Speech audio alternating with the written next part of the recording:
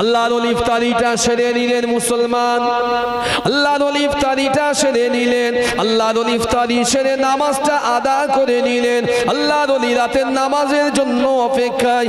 ও যুবকেরা, আল্লাহর ওলি দেখতে পেলেন তার ছোট্ট কুটির তাঁবুর সামনে আল্লাহ পাকের চাঁদনী রাত্রিরে কোনো একটা নূর যেন উদ্ভাসিত হয়। ওই জায়গাটা ওনার তাঁবুটা যেন নূরের আলোকে কে যেন উদ্ভাসিত করে দেন। আল্লাহর ওলির মনে পড়ে গেল আল্লাহ পাক কোরআনুল কারীমের ভিতরে জানিয়েছেন, আল্লাহু নূরুস সামাওয়াতি ওয়াল আরদ মাসালু নূরিহি কামিশকাতুন ফিহা মিসবাহ। ওগো মুসলমান, শুনে রেখে দাও, জমিন আসমানের যত নূর দেখতে পাও, এই নূরগুলো মহান আল্লাহ পাকের পক্ষ থেকে এই নূর এসেছে। ও যুবকেরা, আল্লাহর ওলি হযরত সালমান আল মুজাহিদি রাহিমাহুল্লাহ উনি দেখতে পেলেন কোন একটা অদৃশ্য নূর সালমান আমার তাঁবুর সামনে দাঁড়িয়ে। কিছুক্ষণের ভিতরে ওই নূরের আলো থেকে একজনকে যেন সামনে বার হয়ে এসলো। সালমান আল কিন্দিকে সালাম দিল, আসসালামু আলাইকুম। তিনি সালামের জবাব দিল। আল্লাহর ওলি জিজ্ঞাসা করলেন, আপনি কোথা থেকে এসেছেন, আপনার পরিচয়টা কি জানিয়ে দেন। ও যুবকেরা, আল্লাহর ওলি সালমান আল মুজাহিদি রাহমাহুল্লাহ যখন জানতে চাইলেন, হুজুর আপনার পরিচয়টা জানিয়ে দেন, আল্লাহ পাকের ওই পক্ষ থেকে জানানো হলো, ও বান্দা সালমান, আল্লাহ আমাকে পাঠিয়েছে তুমি আল্লাহর কাছে যে পরিমাণ রোনাজারি করেছো, আল্লাহর সন্তুষ্টির জন্য নিজের শরীরের দিকে তাকাওনি, দুনিয়ার খাইশের দিকে তাকাওনি, নফসের ধোঁকায় তুমি পড়োনি, দুনিয়ার লোভ লালসায় ফির দুনিয়ার দিকে তাকাওনি, ওয়াল আখিরাহ, আখিরাতের চিন্তায় মশগুল ছিলেন, আল্লাহ খুশি কিংবা রাজিতে মশগুল ছিলেন। ও বান্দা সালমান, মহান আল্লাহ তোমার ওই ইবাদতে, তোমার সওম রোজাতে মহান আল্লাহ খুশি রাজি হয়েছেন। আরো জোরে বলেন সুবহানাল্লাহ। ও যুবকেরা, আল্লাহর ওলি বলেছিলেন আপনার পরিচয়টা একটু দিয়ে যান। ওই সময় ওই মানুষটা বলেছিলেন, আমি দুনিয়ার কোনো মানুষ নই, আল্লাহ আমাকে নূর থেকে সৃষ্টি করেছে। মহান আল্লাহ যাদেরকে নূর থেকে সৃষ্টি করেছেন এরা হয় আল্লাহ পাকের ওয়াল মালাইকা। দুনিয়ার জমিনে আমরা ফারিস্তা যাদেরকে বলি, আমি হলাম আল্লাহ পাকের একজন ফারিস্তা। আল্লাহ আমাকে পাঠিয়েছেন আপনার কাছে সুসংবাদ দিতে।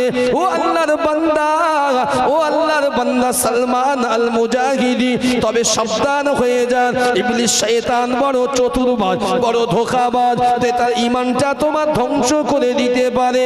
ও আল্লাহর বান্দা, আগামীতে এমনও দিন আসবে তোমার সংযমের, তোমার ধৈর্যের, সবরের পরীক্ষা নেওয়া হবে। ওই পরীক্ষায় যদি উত্তীর্ণ হতে পারো, আমার আল্লাহ তোমার জন্য জান্নাতের মেহেল আল্লাহ প্রস্তুত করে রেখেছেন। আরো জোরে বলেন সুবহানাল্লাহ। যদি আল্লাহ একটা রমজান ব্যক্তির জন্য যদি এত কিছু দিতে পারে, আমরা পারি না যে আমাদের রোজাগুলো আল্লাহ ওয়ালাদের অনুসরণে হোক? এই কথা বুঝছেন না? আমাদের রোজাগুলো আল্লাহ ওয়ালাদের অনুসরণে হোক। শুধু একদিন কেন, একদিন তারাবি পড়বো, 10 দিন পড়বো আর ব্যালেন্স দিয়ে ছেড়ে দেবো, এটাও তো আমাদের জন্য কিচ্ছু বলা হয়নি নাকি? কথা বলে না কেউ কি বলে, হুজুর তারাবি না পড়লে আর কি হবে, আইপিএল খেলা দেখতে হয়, বিশ্বকাপ খেলা চলছে দেখতে হবে, অনেক ব্যাপার থাকে। বুঝবেন না আপনারা, আপনি পড়াচ্ছেন পড়ান। এই কোনো যুবক, আরে আমিও নিজে তারাবি পড়াই, তো কোনো যুবক এসে জিজ্ঞাসা করে, হুজুর আজ পড়া পড়বেন গো? কেন রে? কলকাতার খেলা আছে, একটু শর্ট করা যায় না? কথা বুঝলেন? চিন্তা করেন আমরা কোন পর্যায়ে পৌঁছে গেছি। খেলা দেখার জন্য ইমাম সাহেবের কাছে দরখাস্ত করছে, হুজুর কানে কানে একটু শর্ট করা যায় না? প্রত্যেক দিন তো 1 পারা 1.5 পারা দিচ্ছে, রাজনা একটু হাফ পারা দেয়। কেন? ওর কলকাতাতে বলেননি ওই হারাম, যে হারাম আল্লাহ যেতে রাজি হয়নি, আল্লাহ যাকে স্পষ্ট হারাম বলেছে, সেই হারামে আমি, আমার ঘরের ছেলে আর মেয়েরা মজে আছে, আমরাও আছি। যুবক থেকে যুবতী, আমরা মুরব্বী পর্যন্ত অনেক দেখেছি বসে বসে খেলা দেখে। নামাজ চলে যায়, যাক, এই মুসলমানের নামাজ ছুটে গেলে ক্ষুধা হয়, মনে করে ক্ষুধা বেশি হয়। একদম ফাইনালি আপনাদের একটা কথা বলছি, মনে আছে বলেছিলাম, বলি খুব ভালো করে এই কথাটা শুনুন। দুনিয়ার এই জমিনে মানুষ বেশি বেশি নামাজের কথা কেন বলে? একদম ছোট্ট তত্ত্ব দিয়ে হয়তো শেষের দিকে ভাইয়ে নাচবেন, এই তত্ত্বটা শুনে নেন। যত মানুষ শুনছেন এই গুনাহগারের তত্ত্বটা শুনে। আল্লাহ রাব্বুল আলামিন কোরআনুল কারীমের ভিতরে কম বেশি ইখতিলাফ আছে, 82 হোক 81 হোক 83 হোক জায়গায় ওয়া আকিমুস সালার সঙ্গে ওয়া আতুজ যাকাত শব্দ দিয়েছে। মানে নামাজের পরে আল্লাহ কি বলেছেন? যাকাত প্রদান করো। যাকাতের গুরুত্ব আছে। এই যাকাত যে শব্দটা আল্লাহ ব্যবহার করেছেন, এটা নিয়ে এসেছেন ওহী হয়ে। ওহী মানে যাকাতটা আমার আল্লাহ ওহীর মাধ্যমে, জিবরিল আমিনের মাধ্যমে আমার নবীর কাছে এনেছেন, আমার নবী আমাদের কাছে দিয়েছেন। ঠিক না ভুল বললাম? আর যদি বলেন ঠিক না ভুল? 2 নম্বর, আল্লাহ পাক ওয়া আতিমুল হজ্জ ওয়াল উমরা, আল্লাহ হজ উমরাকে দিয়েছেন। এই আয়াতটা নাজিল করেছেন মহান আল্লাহ জিবরিল আমিন আলাইহিমুস সালামের মারফতে আমার রাসূলুল্লাহর উপরে আমাদের জন্য। ঠিক না ভুল? আর যদি বলেন ঠিক না ভুল? তারপরে আল্লাহ, এই ভালো করে বুঝেন, তারপরে আল্লাহ বললেন শাহরু রমাদান, যে রমজান মাসে কোরআনুল কারীমকে আমার আল্লাহ অবতীর্ণ করেছেন, এক মাস রোজা দিয়েছেন। এই আয়াতটাও জিবরিলের মাধ্যমে আমার নবীর কাছে আল্লাহ পাঠিয়েছে আমাদের জন্য। তারপরে দান সাদাকা, হাদিস শরীফে আছে তারুদ্দুল বালা, বান্দা পাহাড় পরিমাণ বালা মুসিবত আসুক, রাসূল বলেছেন দান করতে দেরি বান্দার পাহাড় পরিমাণ ওই বালা মুসিবত টলতে দেরি হয় না। একটু জোরে বলেন সুবহানাল্লাহ। নামাজ ওহী এসেছে, কিন্তু নামাজ এইভাবে দেওয়া হয়নি। যাকাতের জন্য ওহী এসেছে, হজের জন্য ওহী এসেছে, রোজার জন্য ওহী এসেছে, দান খায়রাত সাদাকায় ওহী এসেছে, এতিম এতিমদের দান, তাদের মাথায় হাত বোলা, স্নেহ করা, প্রতিবেশীর সঙ্গে ভালো ব্যবহার করা, সব ওহী এসেছে। কিন্তু নামাজের ক্ষেত্রে এত দামি কেন ইবাদতের ভিতরে? একটু ব্রেনটা ভাবিয়ে দেখেন। আল্লাহ সব দিয়েছে জিবরিলের মাধ্যমে, কিন্তু নামাজকে আল্লাহ জিবরিলের মাধ্যমে দেননি। নামাজটাকে আমার আল্লাহ আমার নবীকে মক্কার জমিন থেকে আমার আল্লাহ তুলে নিয়ে গিয়েছেন। মহান আল্লাহ কোরআনুল কারীমে 15 নম্বর পারার স্পষ্ট শুরুতেই বললেন সুবহানাল্লাযী আসরা বিআবদিহি লাইলাম মিনাল মাসজিদিল হারাম ইলাল মাসজিদিল আকসাল্লাযী বারাকনা হাওলাহু লিনুরিয়াহু মিন আয়াতিনা ইন্নাহু হুয়াস সামিউল বাসীর। যদি বলবেন না, আমার আল্লাহ আমার নবীকে, তার প্রিয় হাবিবকে, তার আশিককে দুনিয়ার জমিন থেকে নিয়ে আমার আল্লাহ বাইতুল মুকাদ্দাস, ওখান থেকে নিয়ে প্রথম আসমান, দ্বিতীয় আসমান, তৃতীয়, চতুর্থ, পঞ্চম, ষষ্ঠ, সপ্তম, সিদরাতুল মুনতাহা, জান্নাত, জাহান্নাম, লৌহ মাহফুজ, কলম, এমনকি আল্লাহর আরশ সামনে বসিয়ে ফাতাদাল্লাহ ফাকানা কাবা কাউসাইন আও আদনা ফাওহা ইলা আবদিহি মাওহা, রাসূলকে সামনে বসিয়ে তীরধনুকে দূরত্বে মহান আল্লাহ তার হাবিবে পিয়ারাকে গিফট দিলেন উম্মতের জন্য। হে নবী, আপনি আমার সঙ্গে দিদার করলেন, আপনার উম্মত তো দিদার করতে পারবে না, আমি আল্লাহ আপনার উম্মতের জন্য সালাত দিলাম। এই আপনাদের সুবহানাল্লাহ। আরো চিল্লে হলো না? আর একটু প্রাণ খুলে হলো না? যে জিনিসটাকে আল্লাহ এত মহব্বত করে দিয়েছে, এই জিনিসটা ছেড়ে দেন কি করে মুসলমান? এই কথা বলছেন কি বললাম? যে আল্লাহ এত কিছু দিয়ে তবে নামাজ দিয়েছেন, এমনি নয়। জিবরিলকে বললেন সিদরাতুল মুনতাহা, আগে জিবরিল থেমে যাও, থেমে যাও। জিবরিল বললেন ইয়া রাসূলুল্লাহ, আমি যদি আগে যাই আমি ধ্বংসপ্রাপ্ত হব। সেখানে আল্লাহ কোরআনুল কারীম সূরা ওয়াকিয়ার ভিতরে বললেন ফাতাদাল্লাহ ফাকানা কাবা কাউসাইন আও আদনা ফাওহা ইলা আবদিহি মা ওয়াহা। আল্লাহ হাবিবকে তাফসীরের কিতাবের ভিতরে আব্দুল্লাহ ইবনে আব্বাস রাদিয়াল্লাহু আনহু বর্ণনা করলেন, আমার আল্লাহ আর রাসূলের দূরত্ব ছিল একটা তীর আর ধনুকের সামান্য মতো ব্যবধান। আল্লাহ তার হাবিব বসেছেন, বসে নামাজটাকে দিলেন। আল্লাহ বোঝাতে চাইলেন, হাবিব আপনার সঙ্গে আমার সাক্ষাৎ হলো, আপনি দিদার করলেন, আপনার উম্মতের সাক্ষাৎ হবে না, দিদার করতে পারবে না। উম্মতের জন্য নামাজ দিলাম, নিয়ে যান সালাতটা। আপনার উম্মত যখন ইচ্ছা, যখন যেখানে ইচ্ছা, আমি আল্লাহ আমার সঙ্গে দিদার করতে পারবে নামাজে দাঁড়িয়ে। জোরে বলে। আরে বান্দা সব করে, নামাজটাই পড়ে না। সব করে, অসুবিধা হচ্ছে বলছি বলে গায়ে লাগে না তো? সব করবো, নামাজ পড়বো না। মিলাদ দেবো বলে হ্যাঁ, হুজুর আনতে বলছে হ্যাঁ, দোয়াখানি হবে তাতে আছি, 500 জায়গায় 1000 ধাও দিয়ে দিচ্ছি, খাওয়া খাওয়ার দিক নেই, শুধু নামাজে আমরা। এই আন্দোলনে এই মুসলমান চলবে না, এটা আমাদের আন্দোলন। মনে রেখে দেন, নামাজ ছাড়া আল্লাহর পেয়ারা হও বড় কষ্ট, বড় কষ্ট।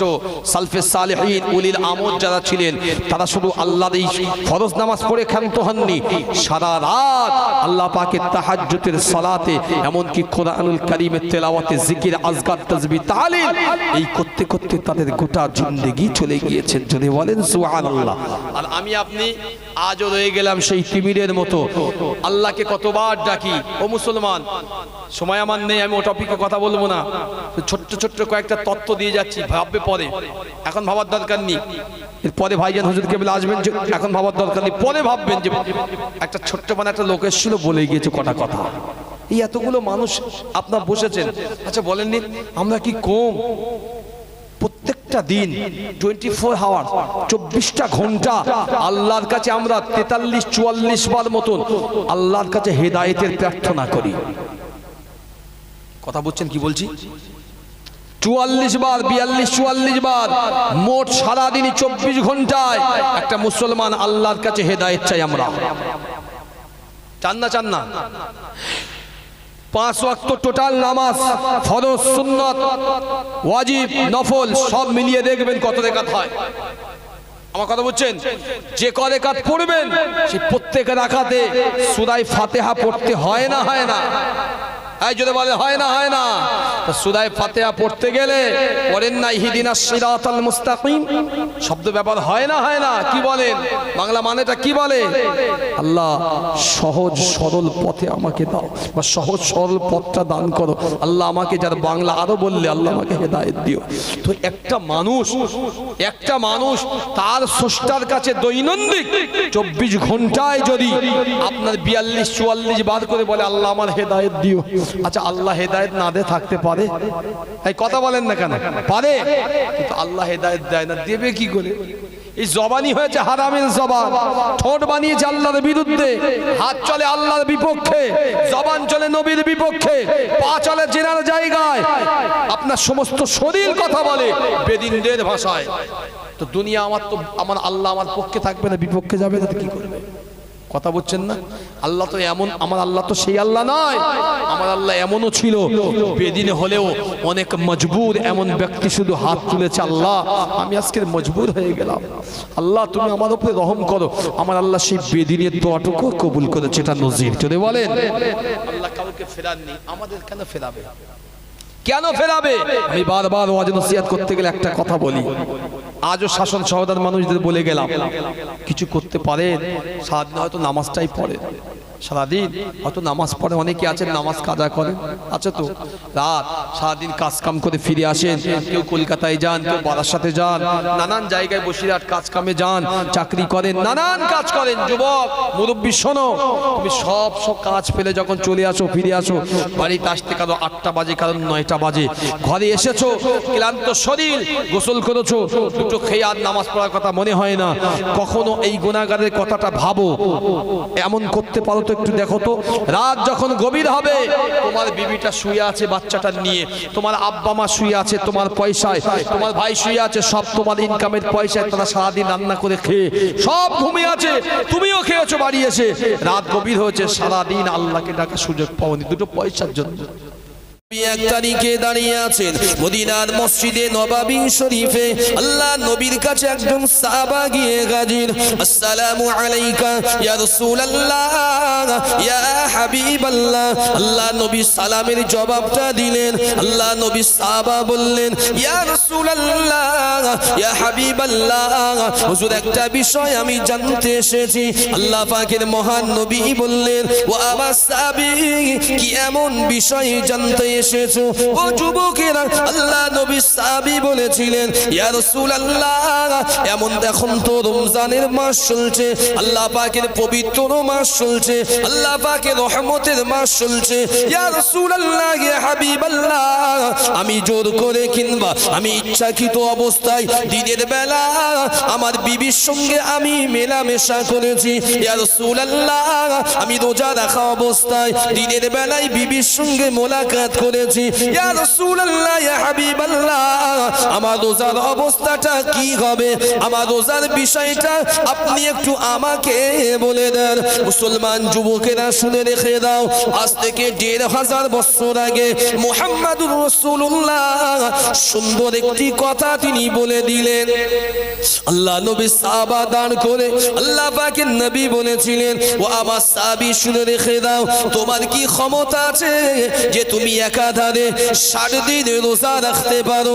ওই নবী সাহাবা বললেন, ইয়া রাসূলুল্লাহ, ইয়া হাবিবাল্লাহ, আমার বাড়ির একমাত্র কর্ম উপার্জনশীল হলাম আমি যদি একাধারে ৬০ দিন রোজা রাখি, আমার বাড়ির চুলার উনানে গাড়ি জুড়বে না, আমি এই রোজা রাখতে পারবো না। আল্লাহ পাকের মহান নবী আবারও বললেন, ও আমার সাহাবী, তুমি কি একাধারে ৩০ দিন কিংবা ৬০ দিন যাব তুমি কি কোনো মিসকিনকে দুবেলা খাওয়া দিতে পারবে? আল্লাহ পাকের নবীর কথা শুনে ওই সাহাবা বলেছিলেন, ইয়া রাসূলুল্লাহ, ইয়া হাবিবাল্লাহ, ওটাও আমার সামর্থ্য নাই, আমি কোনো গরিবকে খেতে দিতে পারবো না। আল্লাহ নবী প্রথমেই বলেছিলেন, ও বাবা সাহাবী, তুমি কি একজন দাসকে আজাদ করতে পারবে? ওই সাহাবী হাত জোড় করে বলেছিলেন, ইয়া রাসূলুল্লাহ, ইয়া হাবিবাল্লাহ, আপনি তো জানেন আমি বড় গরিব অভাবী মানুষ, আমার বাড়িতে কোনো দাস দাসী নাই, আমি কোথা থেকে দাস আজাদ করব? এই যুবকেরা আল্লাহ নবী সাহাবাকে দাঁড়িয়ে যেতে বললেন। কিছুক্ষণের ভিতরে আল্লাহ পাকের মহান নবীর কাছে একটি বড় টুকুরি ভরে কিছু খাজুর হাদিয়া এসেছে, ফিদিয়া এসেছে। আল্লাহ পাকের নবী ওই টুকুরিটি ধরে ওই সাহাবার হাতে দিয়ে বললেন, ও আমার সাহাবী, চলে যাও, চলে যাও, মদিনার গরিব এতিম মিসকিনদের কাছে যাও, তাদের কাছে গিয়ে তোমার পক্ষ থেকে এটি তাদের বিতরণ করে দাও, এটি তোমার জন্য ক্ষতিপূরণ হয়ে যাবে। জোরে বলেন, আরো জোরে বলেন সুবহানাল্লাহ। আল্লাহ নবী সাহাবা বলেছিলেন, ইয়া রাসূলুল্লাহ, ইয়া হাবিবাল্লাহ, মদিনায় আমার মতো গরিব আর নাই, মদিনায় আমার মতো মিসকিন আর নাই, আমার পরিবারের মতো অসহায় আর নাই।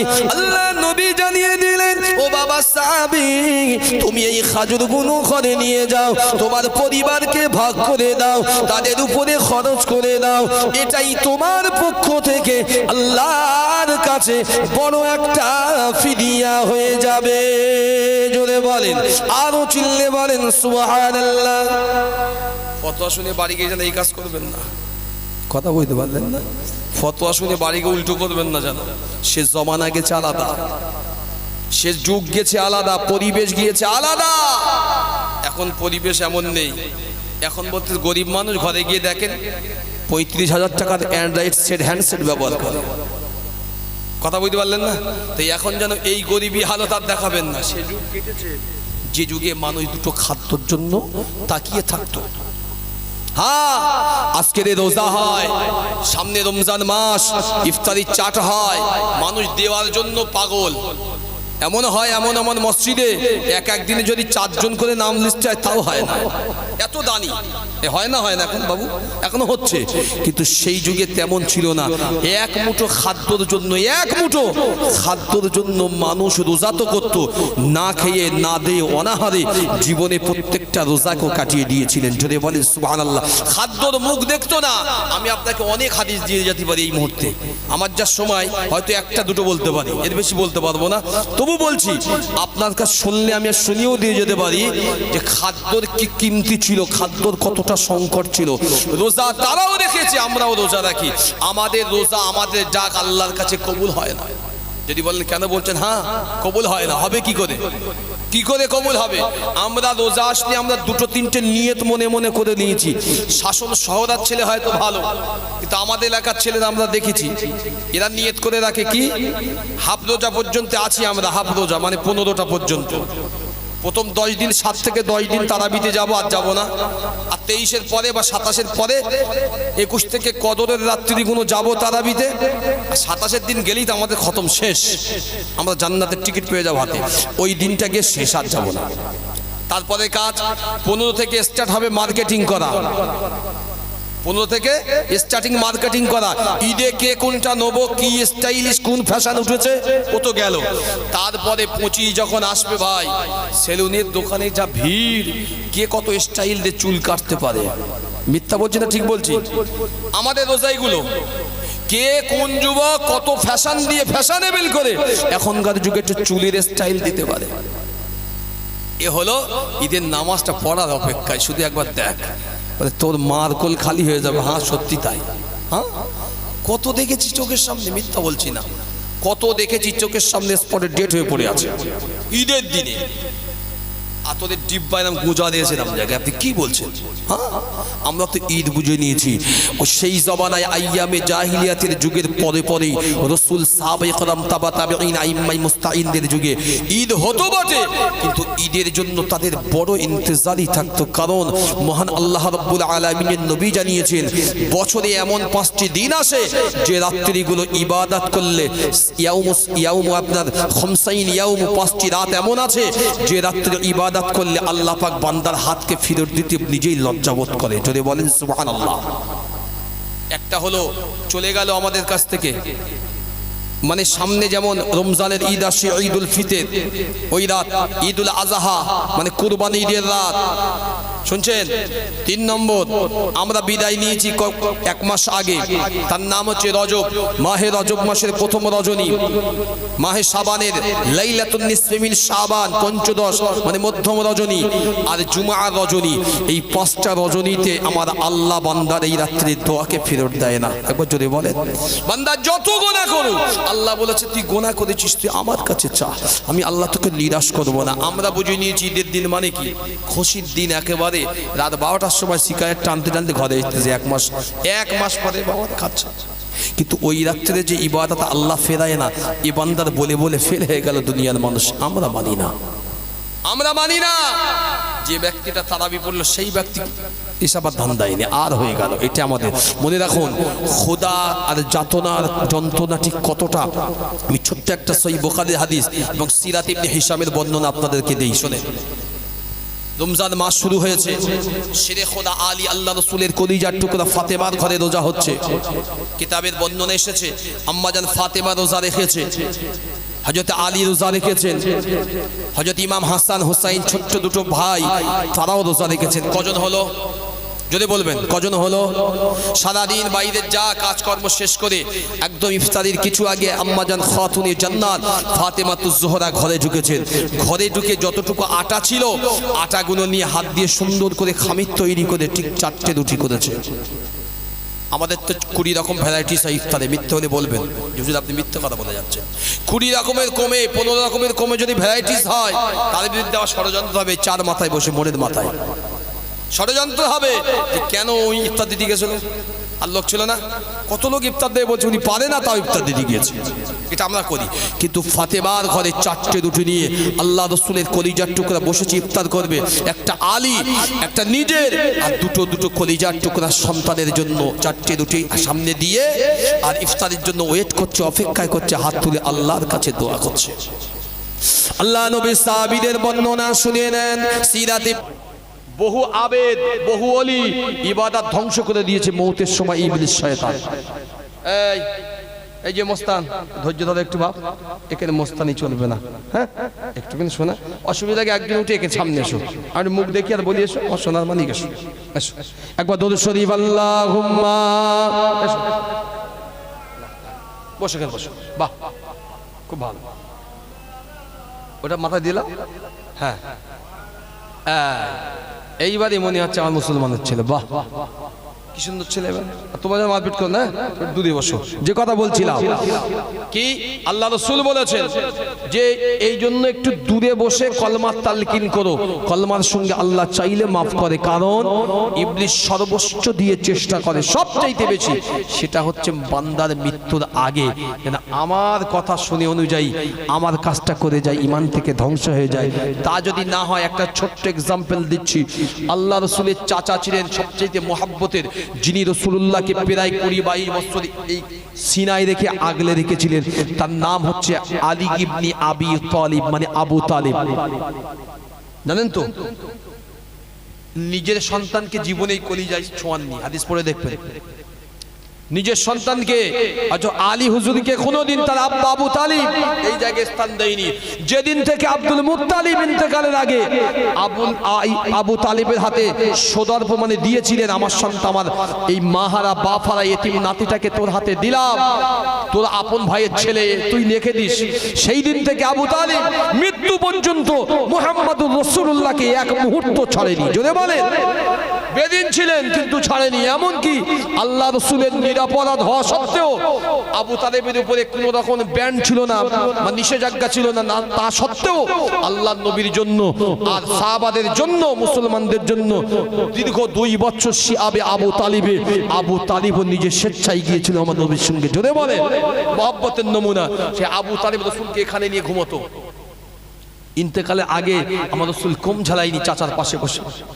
রাসূল কাঁদছেন আর টস টস করে পানি পড়ছে। চাচা, চাচা একটা সুযোগ দিও আমার, চাচা, চাচা একটা সুযোগ আমাকে দিয়ে যাও চাচা, একটা, আমি তোমার জীবনের মতো একবার চেষ্টা করে দেখবো চাচা, আমি আল্লাহর কাছে দোয়া করবো চাচা, একটা সুযোগ দাও আমার আল্লাহ।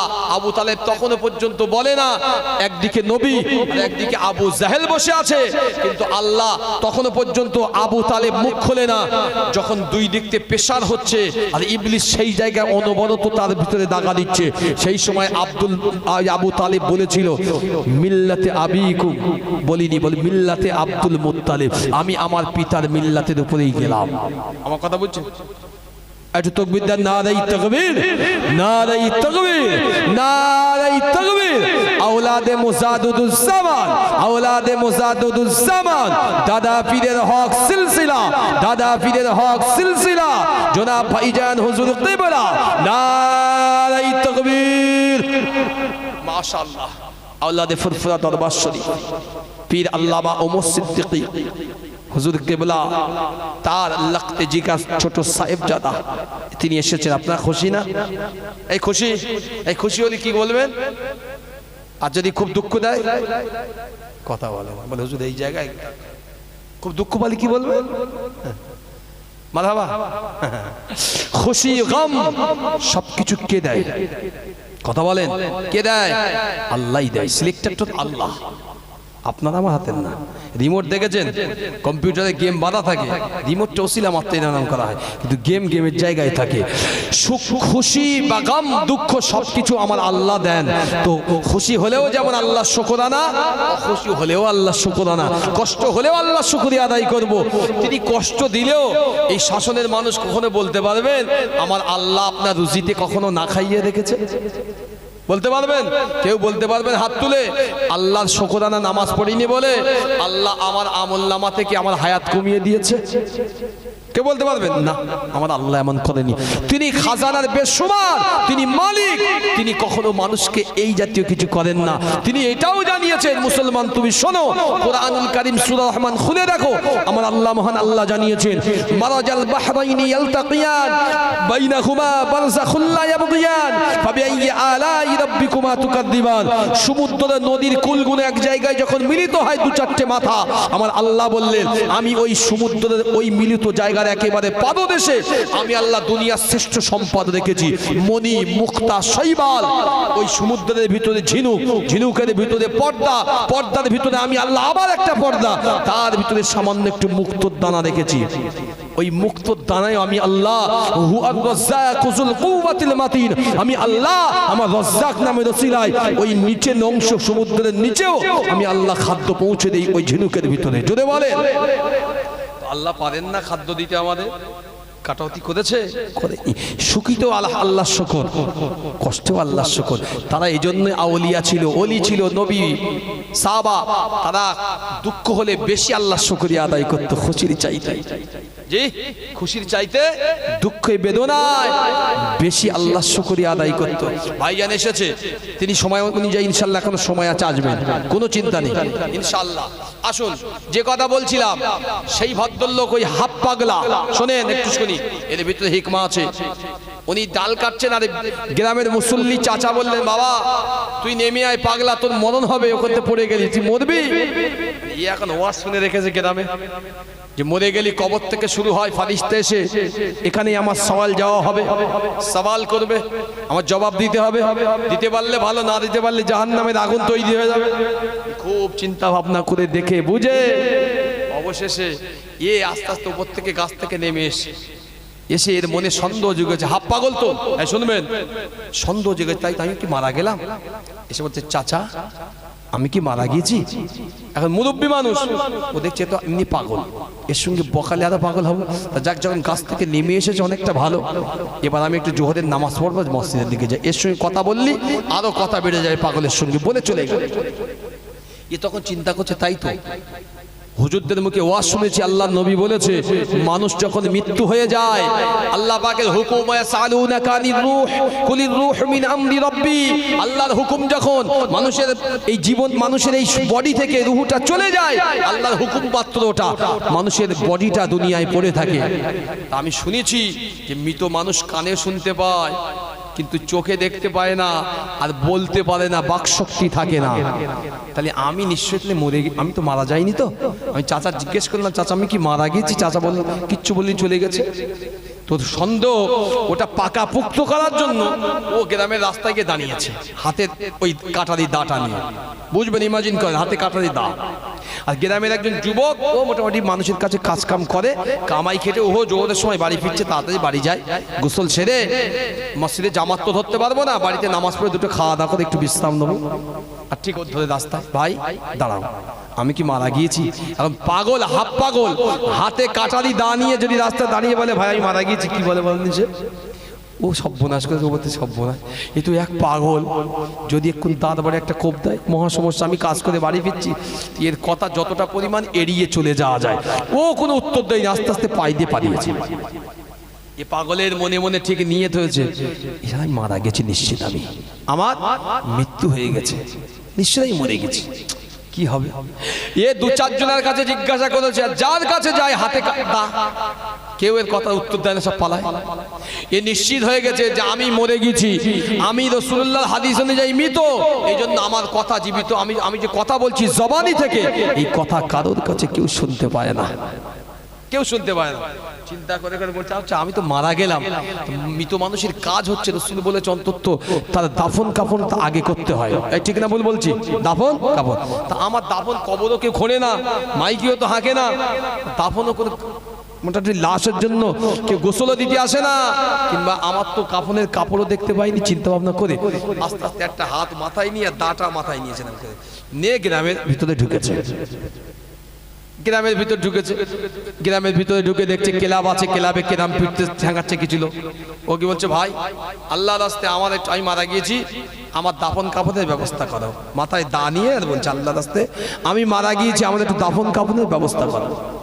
ওর কথায় কেউ কান দেয় না, দেখি পাগল তো আরো পুরো পাগল হয়ে গেছে। গ্রামের লোক বলছে, এমনি তো ছিল হাফ পাগল, এখন ফুল পাগল হয়েছে। ও ঘুরে ঘুরে ঘুরে ঘুরে যখন কেউ ওর দাফন কাফন সম্পূর্ণ করলো না, ঘর থেকে একটা ছোট্ট কোদাল নিয়ে আস্তে আস্তে ঘাড়ে করে চলেছে, এরা আমার যখন মাটি দেবে না, আমি নিজে নিজেই দাফন হব। আশরাফ আলী থানভী রহমাতুল্লাহ আলাইহি এক্সাম্পলটা দিয়েছেন। ও গিয়ে দু চারটে গ্রাম পার করে একদম একটা জায়গায় গিয়েছে, সেখানে ছিল নদীর আর কি কিনারা।